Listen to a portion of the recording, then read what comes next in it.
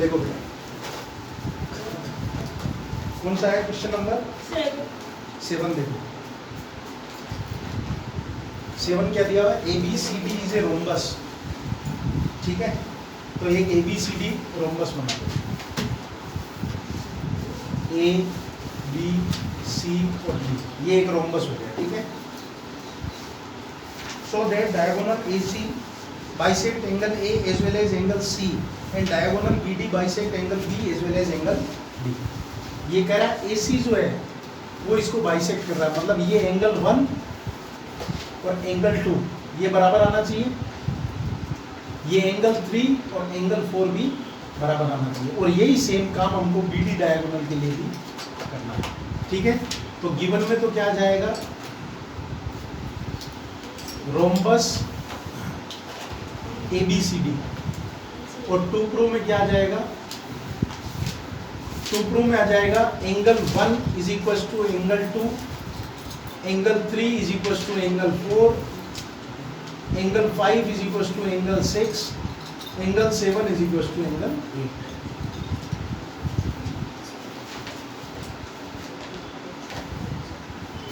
ठीक है, तो प्रूफ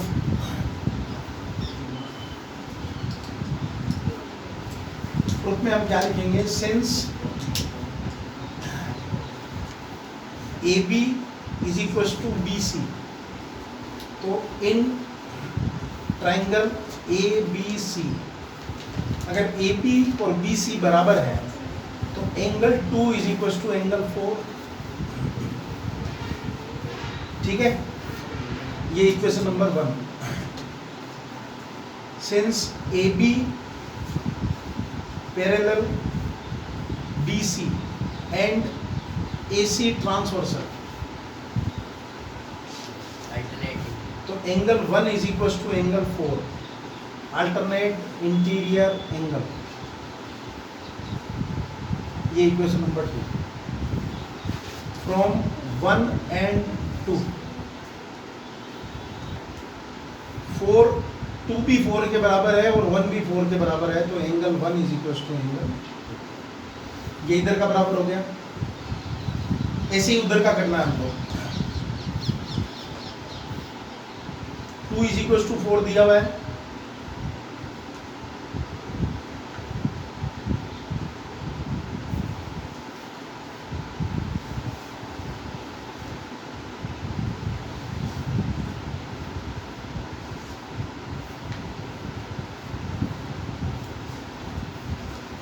वन और 4 इक्वल, ऐसे 3 और 2 भी इक्वल, तो हम लिखेंगे AD parallel BC and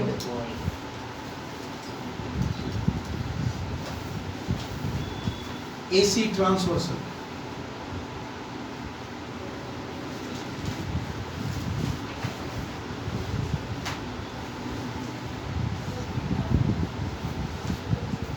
AD की जगह लिखो AB,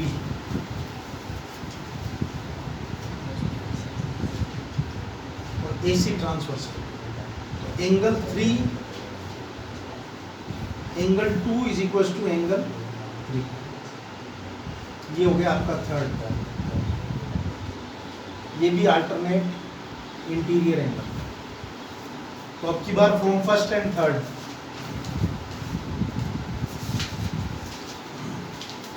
to is equal to 4 और 2 इज इक्वल टू 3, ये वैल्यू यहाँ रख दो, तो angle 3 is equal to angle 4। Therefore AC diagonal bisects angle A as well as angle C. Similarly, angle 5 is equals to angle 6, angle 7 is equals to angle 8.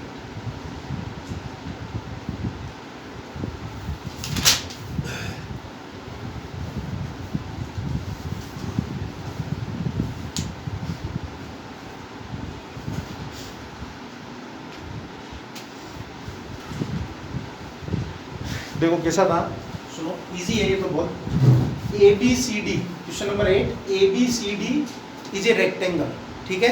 हमको ये proof करना है, दो प्रूफ है इसके अंदर। एक तो ये प्रूफ करना है कि A B C D square होगा क्या, और एक ये प्रूफ करना है कि बी डी जो डायगोनल है वो एंगल बी को और एंगल डी को बाइसेक्ट करेगा। मतलब angle 5 is equal to angle 6 और angle 7 is equal to angle 8। ये हमको प्रूफ करना है। हमको एक तो रेक्टेंगल दिया हुआ है, साथ ही साथ एक चीज और दी हुई है, 1 2 के बराबर और 3 4 के बराबर, ठीक है। तो देखो 1 is equal to 2, 3 is equal to 4, ये गिवन है, मैंने गिवन में लिख दिया। फिर एंगल 1 एंगल 4 के बराबर होगा, एंगल 3 एंगल 2 के बराबर होगा। क्यों? Alternate interior. तो मैंने यहाँ लिखा angle 1 is equal to angle 4 alternate interior angle. अब देखो यहाँ पे 1 2 के बराबर भी है और 1 4 के बराबर भी है, तो इसका मतलब 2 और 4 बराबर हो गए। तो ये 2 और ये 4 बराबर हो गए। तो 2 और 4 के अपोजिट साइड कौन सी है? ए बी और डी सी, ये भी इक्वल होगी। क्यों? क्योंकि अगर एंगल अपोजिट एंगल बराबर है तो उनकी जो सामने की जो साइड्स है वो भी इक्वल होती है। तो ये दोनों बराबर हो गए, ए बी और डी सी। अब देखो ए बी और डी सी इक्वल हो गई, और ए बी और डी सी पहले बराबर थी, तो ये तीनों आपस में बराबर हो गए। ए बी और डी सी बराबर है, गिवन है हमको, और ए बी और ये हमने प्रूफ कर दिया, तो तीनों तो बराबर हो गए। फिर बी सी इसके बराबर है, तो हो गए चारों बराबर। भाई ये तीन आपस में बराबर है और ये वाली इसके बराबर है, तो चारों बराबर हो गए। तो बस आपको इसको लिखना कैसा है, ये ऐसे तो एग्जाम में समझा नहीं सकते। लिखने का तरीका होता है, इसको इक्वेशन नंबर 1 डाल दो, और जो आमने सामने की साइड गिवन है उसको इक्वेशन नंबर 2 डाल दो, फिर सीधा लिख दो फ्रॉम 1 and 2 और ये लाइन। तो एग्जामिनर चेक करने वाला अपने आप समझ जाएगा कि उसने इसको कैसे इक्वल किया, ठीक है। आमने सामने बराबर और आड़ा भी बराबर, तो फिर सब बराबर, तो ये चारों बराबर हो गए। तो इसका मतलब यहाँ पे आप लिख सकते हो hence given A B C D is a square. एक प्रूफ तो हो गया। दूसरा हमको करना है डायगोनल बी डी, इसको और इसको बाइसेक्ट कर रहा है, ठीक है। तो हम लोग क्या करते हैं, ट्राइंगल लेते हैं ए बी डी, ये वाला। तो इसमें ए बी और ए डी बराबर है। क्यों? अभी हमने प्रूफ करा कि ये स्क्वायर है, तो ये वाली साइड और ये वाली साइड बराबर। अगर ये साइड और ये साइड बराबर है तो इनके अपोजिट एंगल भी बराबर होंगे। तो 5 इज इक्वल टू 7। बट हमको तो 5 और 6 को बराबर करना है। अभी हमने क्या पाया, 5 इज इक्वल टू 7। फिर 6 इज इक्वल टू भी 7 होगा। क्यों? अल्टरनेट इंटीरियर, तो मैंने यहाँ लिख दिया 6 इज इक्वल टू 7। अब 5 भी 7 के बराबर, 6 भी 7 के बराबर, इसका मतलब 5 और 6 बराबर। तो मैंने यहाँ पे लिख दिया angle 5 is equal to angle 6। यही काम अपन इसके लिए भी कर सकते हो। तो angle 7 is equal to angle 8 भी प्रूफ हो जाएगा। तो ये हो गया डायगोनल बीडी जो है वो बाइसेक्ट कर रहा है एंगल बी को और एंगल डी को, ठीक है। इनको आज पढ़ते हो, एक बार वापस तुरंत देखा करो, समझे। निश्चित 2 दिन बाद साफ हो जाएगा।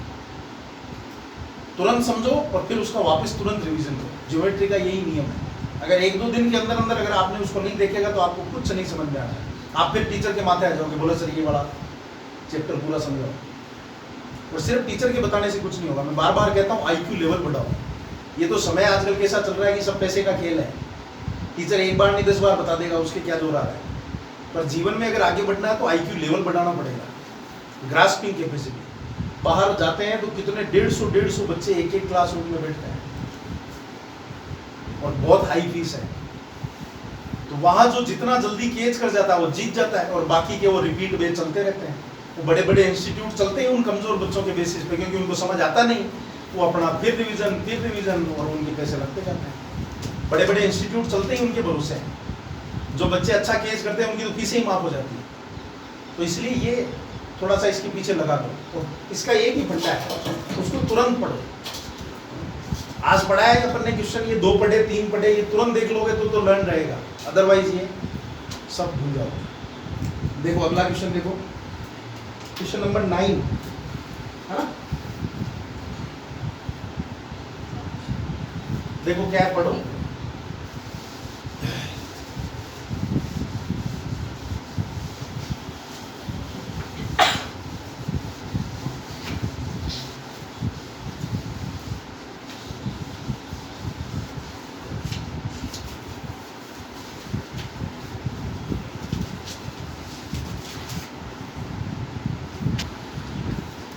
देखो बेटा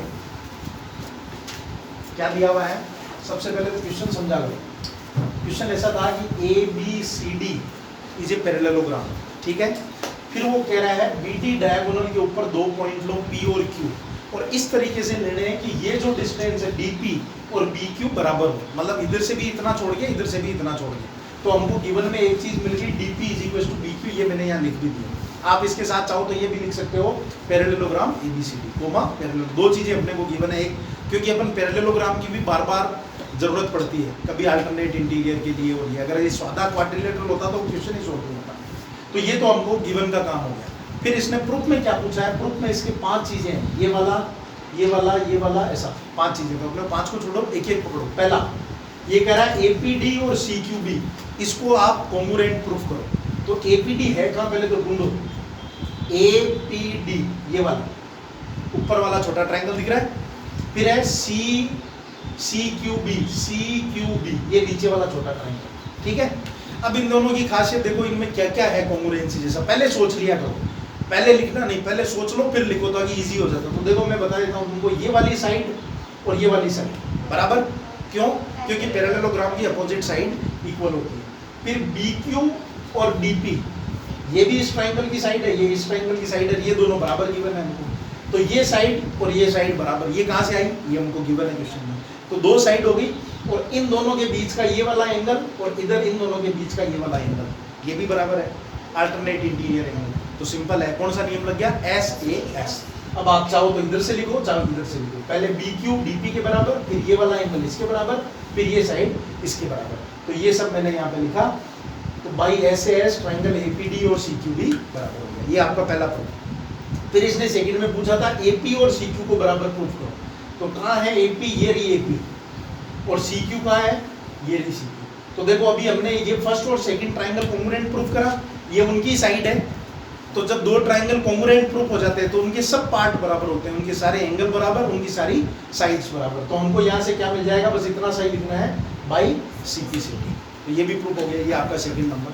फिर देखो थर्ड में फिर 2 ट्रायंगल दे दिए, ए क्यू बी और सी पी डी। ए क्यू बी ये वाला और सी पी डी ये वाला, इसमें भी वही सेम कहानी है, ये वाली साइड इसके बराबर, ये छोटा टुकड़ा इसके बराबर, और इन दोनों के बीच का एंगल आपस में बराबर, अल्टरनेट इंटीरियर एंगल्स। तो इसमें भी वही रूल लग गया, S A S, side angle side. बस अब आपको इसको लिखना है, लिखने में फिर दिक्कत नहीं आती जब अगर आपको पता होगी करना क्या है। ये साइड इसके बराबर, ये साइड इसके बराबर, B Q is equal to D P, इन दोनों के बीच का एंगल बराबर। तो कौन सा लग गया, S A S, S A S लग गया। तो ये दोनों कॉन्ग्रुएंट हो गए। फिर इसमें भी पूछा था ए क्यू और सी पी बराबर, ए क्यू कहाँ है, ये रहा, और एस पी सी पी कहाँ है, ये रहा। तो ये दोनों इसी ट्रायंगल की है, तो by C P C T से। तो ये दोनों बस इतना सा लिखना है, by C P C T. फिर इसके अंदर एक अच्छी चीज पूछी है कि ये प्रूफ करो कि ये अंदर वाला जो पैरेललोग्राम है, अंदर वाला जो क्वाड्रिलेटरल है ए क्यू सी पी, 4 साइड से बना हुआ, ये एक पैरेललोग्राम है या नहीं है। तो देखो हमने यहाँ पाया कि ए पी सी क्यू के बराबर आ गया और पी सी ए क्यू के बराबर आ गया, ठीक है। और जब भी 2 साइड्स पैरेलल इक्वल होती हैं, जब भी 2 साइड्स इक्वल है, 2 पेयर आमने सामने के, तब वो पैरेललोग्राम होगा। आप प्रूफ कर सकते हो सिंपली, ये बराबर है इसके, ये बराबर है इसके, बीच में डायगोनल खींच दो, ये वाला ट्रायंगल और ये वाला ट्रायंगल लो, ऐसे ऐसे से कॉन्ग्रुएंस प्रूफ हो जाएंगे। तो ये एंगल इसके बराबर, ये एंगल इसके बराबर। तो जब भी किसी क्वाड्रिलेटरल में आमने सामने की साइड अगर इक्वल आ जाती है तो वो क्वाड्रिलेटरल नहीं रहता है, वो क्या हो जाता है, पैरेललोग्राम। तो हमको तो बस सिंपली ये लिखना था, since A P C Q proof हो चुका, ए क्यू सी पी,